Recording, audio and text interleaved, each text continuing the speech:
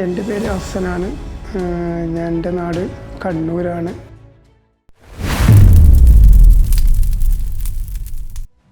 ദുബൈയിൽ ഞാൻ 28 വർഷങ്ങളായി.